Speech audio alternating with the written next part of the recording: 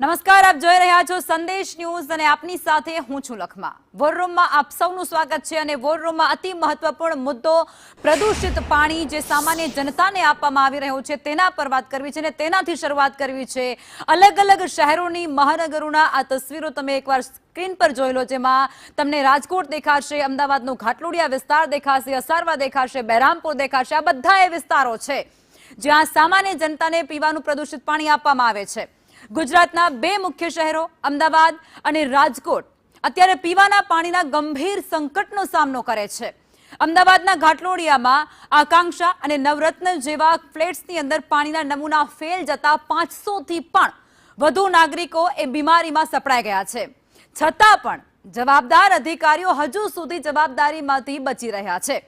અસારવામાં તો પ્રદૂષિત પાણીના ત્રાસથી કંટાળી અને લોકોએ ધારાસભ્યની ઓફિસ બહાર જ ધરણા કરવાની ફરજ પડી હતી અને બીજી તરફ રાજકોટ મહાપાલિકા દ્વારા વિતરણ થતા પાણીમાં જ બેક્ટેરિયા મળી આવતાની સાથે જ તંત્રની આખી પોલ ખુલી ગઈ છે।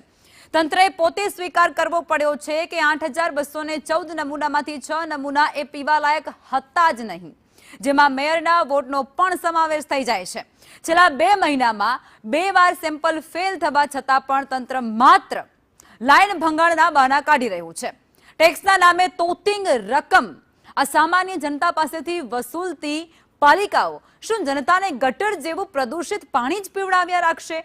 અધિકારીઓની આ કુંભકર્ણ નિદ્રા હવે તોડવી પડશે, કારણ કે જનતાના સ્વાસ્થ્ય સાથેનો આ ખેલ એ વધુ સમય બિલકુલ નહીં સાંખી લેવાય।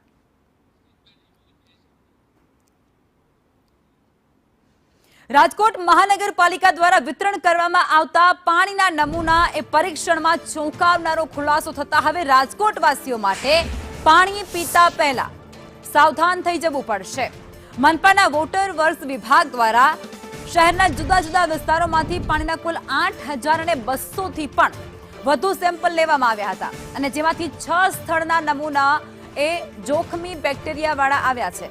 આ તપાસમાં સેન્ટ્રલ ઝોનમાં મેયરના વોર્ડ સહિત 2 સ્થળ અને પૂર્વ મેયરના વોર્ડ સહિત કુલ 4 સ્થળ, ઈસ્ટ ઝોનમાં 1 સ્થળના નમૂના ફેલ ગયા છે। ખાસ કરી અને વેલનાથપરા વિસ્તારનું પાણી સંપૂર્ણપણે પ્રદૂષિત અને પીવા લાયક ન હોવાનો ખુલાસો થયો છે। સ્થાનિકોના સ્વાસ્થ્ય પર મોટું જોખમ તોડાઈ રહ્યું છે। તંત્રના દાવા મુજબ પાઇપલાઇનમાં ભંગાણને કારણે આ પાણી એ પ્રદૂષિત થયું છે, પરંતુ છેલ્લા 2 મહિનામાં જ 2 વખત નમૂના ફેલ થતા અને ઉનાળા ચોમાસામાં આ સમસ્યા વધતી હોવાને કારણે મનપાની કામગીરી સામે મોટા સવાલો ઊભા થઈ રહ્યા છે। સ્થાનિક લોકો એ ખૂબ આક્રોશમાં જોવા મળી રહ્યા છે, કારણ કે કરોડોનો વેરો તે લોકો ભરી રહ્યા છે, અસંખ્ય રૂપિયા તેઓ સરકારને ચૂકવી રહ્યા છે, તે છતાં પીવાનું શુદ્ધ પાણી પણ તેમને નસીબ નથી થતું।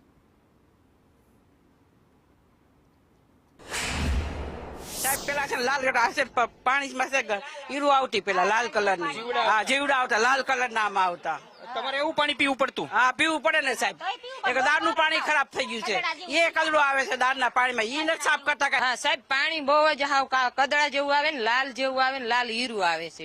તંત્ર અહીંયા રાજકોટનું મહાનગરપાલિકા વિકાસના નામે વાતો કરે છે, પણ જે સારું પાણી પણ નથી આપી શકતું। અને આજ મુદ્દે